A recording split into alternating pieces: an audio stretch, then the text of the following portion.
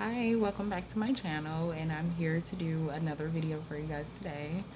Okay, so today this story that I'm going to tell you guys about today is about Professor R. Now, the one that I told you guys last time, Professor R wasn't in it, but I have to tell you guys this story because Professor R is something else, and I'm such a skeptical when it comes to him because of my other classmate.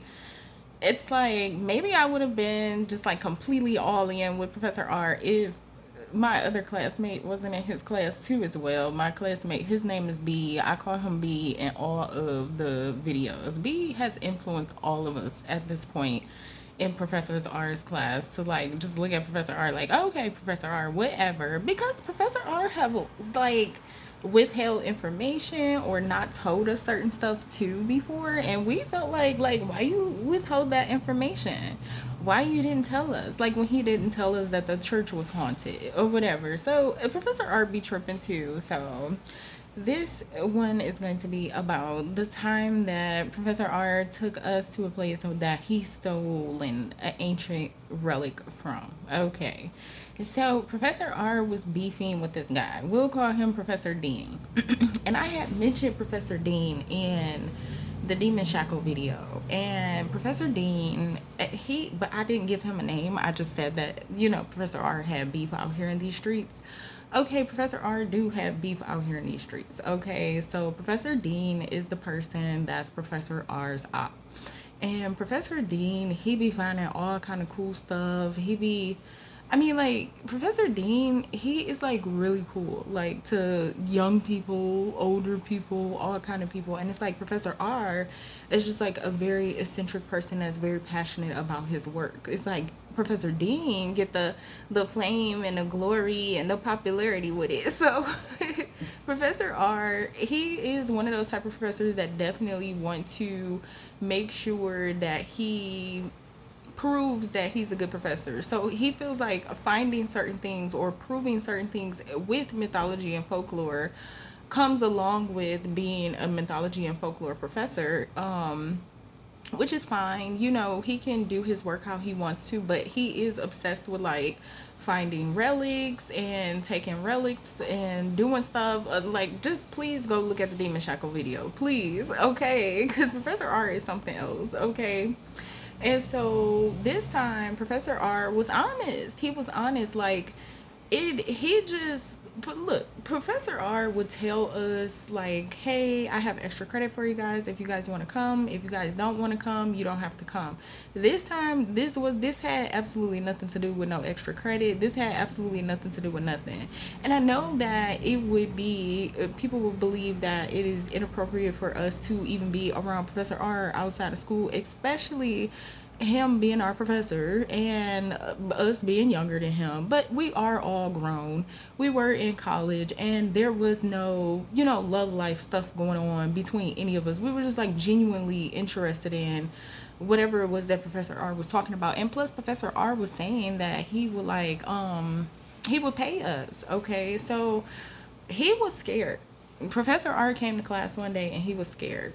And we asked him, we was like, what's wrong with you? Because Professor R just had a regular relationship with us. He wasn't like overly professional or overly eccentric to the point where we couldn't talk to him. We could just talk to Professor R, and Professor R just told us the truth. He was like, I done something that I shouldn't have. And we was like, okay, so what did you do? And so he told us, he was like, Dean, I'm getting into it with Dean because Dean had a magazine come and interview him, and I feel like they should have interviewed me instead because I'm way more knowledgeable about that subject than him. And I feel like he's a fraud and a phony. And so I decided to intercept on something that he was involved in. And we was like, okay, what was it? Because he was just like building up the story. He wanted us to ask, okay? Professor R definitely wanted us to ask because he was just a huffing and puffing at his desk before we had asked.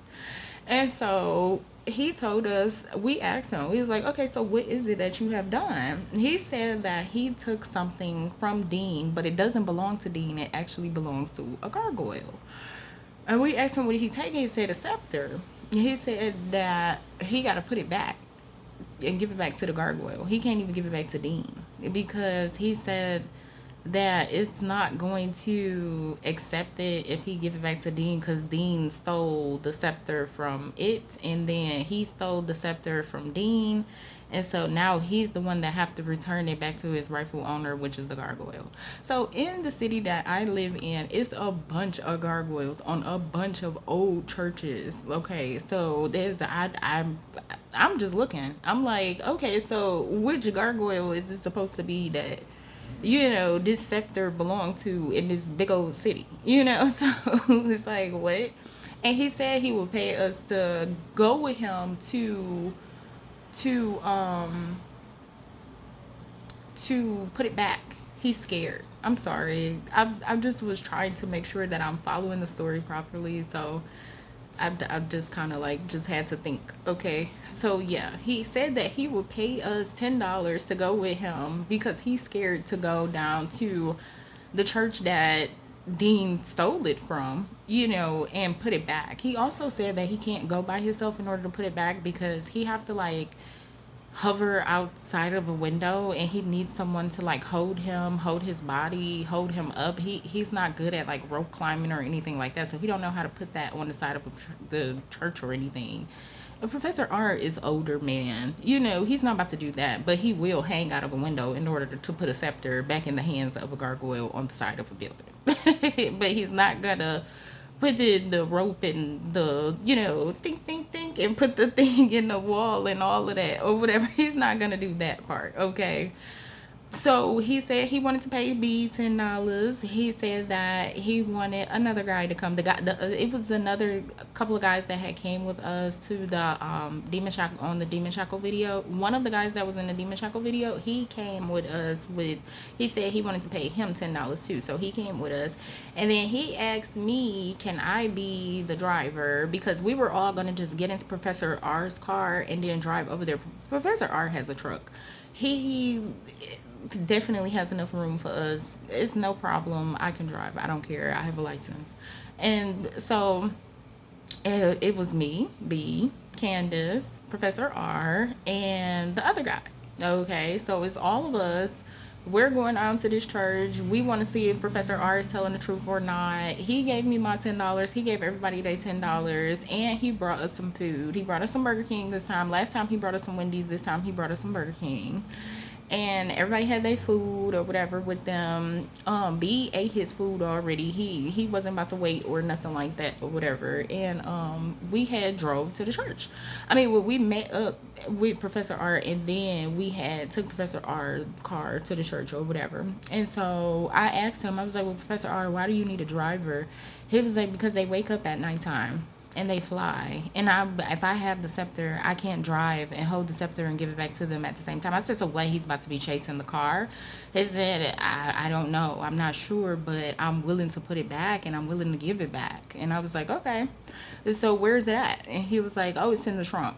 And I'm like, "Okay." So he tells me, I had already put it into the GPS or whatever where to go, and he tells me or whatever, like, make sure you do the speed limit, blah, blah, blah. Because Professor R, he is older and we is young as I don't know what at the same time. But he says that he needs us because we're young, because he needs B's strength and he needs him to hold him up and all of this kind of stuff or whatever. And this is another reason too, like, why I'm not disclosing everybody's like name and stuff like that, because I don't want Professor R to get in trouble for like paying us $10 to take him to go put back a gargoyle scepter. Like, that's stupid. Like, why would I mess up his credentials for that? I understand that he probably could get in trouble, but I don't want him to get in trouble because nobody wants him to get in trouble, so I'm just keeping everybody's identity just to myself.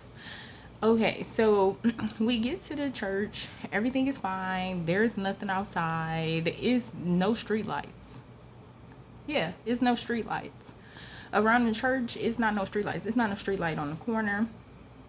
The light that's at the end of the corner, it's out. It's just completely dead. There's no green, no yellow, no red coming on that light. So that light is dead too. It's a dead end street. Okay.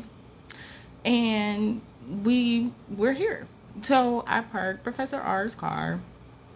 I've been eating fries all while I was driving, even though I shouldn't have. But I've been eating fries all while I'm driving. We're having a good time. We're laughing. We listening to the music. Professor R tells me to turn the car off. I turn the car off. He said that he wants us to be quiet because he doesn't want to wake him up. If he can get up there and just put the scepter in his hand before he wakes him up, that'll be the best. Okay. So we said okay. So we all creeping. We're creeping behind Professor R. Professor R, the door is open to the church. Okay, the door is open. It's nobody that's in this church. Is not a like church anymore. I don't know if the city owned it or if it was just completely abandoned or whatever, but it was nothing. It wasn't rotted out or gutted out or anything. It's just that the door was open. The door was open. And so we go in there and he said, "Oh, we got to go up a flight of stairs and then we have to go to the left and I'll hang out of this window and I'll put it in there because it's fairly low." I was like, "Okay, that's fine." And so we go. B, he say that's okay, that's fine. You know, Candace, she's looking around. She want to take pictures of stuff. She want to look at stuff because she don't like to go to this kind of stuff by herself, but she love to go as soon as Professor R tell us that he's going to take us on some type of, ride. Okay, so we wound up getting to the room that Professor R was talking about. It's an empty room. It has a couple of chairs in there. The chairs is covered by sheets, and it's some old paintings that's left over and some old books that's left over. And so the window does open and close and everything. And B, he tests everything out to make sure Professor R isn't gonna fall. Like he tests like the frame of the window, like he's shaking it and trying to see if Professor R can like sit up there, and then he'll hold on to him like this while Professor R puts it in the thing's hand. So Professor R has the scepter in a bag, and the bag kind of looks like a trumpet case. Okay, that's what the bag looked like. It's square. I mean, well, it's a rectangle, and it's hard. It's not a soft like gym bag or anything like that. It's hard. It's a hard case. Okay, and so he puts the case down on the floor and he opens the case. The scepter is cement. It's whatever it was made out. Whatever the gargoyle was made out of. It's that heavy. It's huge. It's big. It barely could fit. Like, Professor R is too old to be hanging out the window holding this heavy thing with one hand trying to put it in the hands of the... And it's like the gargoyle was like this, like, or whatever. And you're supposed to just, like, slide it in there, like, the hand part or whatever. And so... this was going to be difficult because I wanted to know, so I looked and I seen it and I'm like, okay, I see where he's supposed to put it back at, but I don't know if y'all going to be able to put that back up there because that is too heavy. So B says he's going to do it instead, and Professor R like, no, you can't do it, B, you can't do it. You have to, you can't do it. You can't do it. I have to do it. And so Professor R just told B to, hand it to him, get it out the case and give it to him. And he gonna get up on the windowsill and B gonna hold him and he gonna put it in there. He gonna slide it in there. So we all looking. Candace, she got her camera out because she want to record it if it wake up, if it's real, all this kind of stuff. Because, B, he don't believe nothing that Professor R ever tells us. He just love to go on these adventures so he could prove Professor R wrong. That's his main reason for being there. Candace's main reason being there is usually curiosity. Mine's too. And the other people just there for the money, okay? Everybody else just there for the money. Everybody really came for the $10. I mean, I know $10 don't sound like nothing, but to some kids and an adventure, and we going with Professor R, and he buying us some Burger King, and we get to drive his car. Come on. So it was really, really fun. Okay, so Professor R, B, he's holding the thing, and Professor R, he gets up, he sits on down on the windowsill thing, and we're looking at Candace. She got her phone out, and I'm looking, and I'm like, oh my goodness, and Candace is like, oh my goodness, and B, he hands him the thing. He hands him the scepter thing or whatever. So Professor R, he leans out the window, and B, he's holding him like by his waist. He holding Professor R, making sure Professor R don't fall. He don't want to hold him by his feet or his legs or nothing because Professor R old. He don't want him to like fall backwards He can't gather himself again and all this kind of stuff. He ain't got no core, no upper body strength, no nothing no more. Okay, he done been there and done that. Professor R has had his workout days and they were over for him. And so Professor R, we can hear it when he slides the thing in there. So Professor R made noise. It was loud. You could hear like the concrete clicking up against the concrete. And so Professor R was like, "Get in the window, get me in the window, get me in the window." And so B, he starts panicking and he snatches Professor R in the window. And Professor R, he swishes his hand at Candace and tell her to put the phone down because that's the only light that's like in the room is Candace's phone. And he hurries up and shut the window. Now, did we see a big shadow go by the window? Yes. Could it have been a bird? Yes. Okay. It did not have to be no gargoyle. But the thing that we heard next is what really had me shaking in his pants. So, because Professor R had slammed the window so hard, the door had slammed shut too. Because you gusting wind all over the place, and however physics go, it go that way. So the door had slammed shut. The door slammed shut. We just standing there looking at the door because we didn't know. Like, we're scared. We're terrified. The thing made noise. We seen the shadow. Professor R is panicking. B had to snatch him back in the window. We're scared at this point. Okay, we're shaking in our boots. We don't know what's on the other side of the door. We don't know if it closed the door. We don't know if the wind closed the door. We don't know that right now. Like, we're just in panic mode right now. Like, of course I know that the wind gusted and closed the door now all these years later, but then it was intense. And so we waited. Nobody said anything. Everybody was quiet. Candace didn't pull her phone back out. We didn't touch the window. And then we heard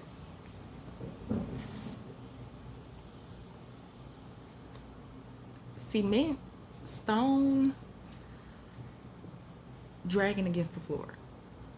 Now, the floor is not no carpet, so we can hear it. Okay, we can hear it. We didn't move. We didn't say nothing. Nobody said anything. Nothing spooky happened. Nothing banged on the door.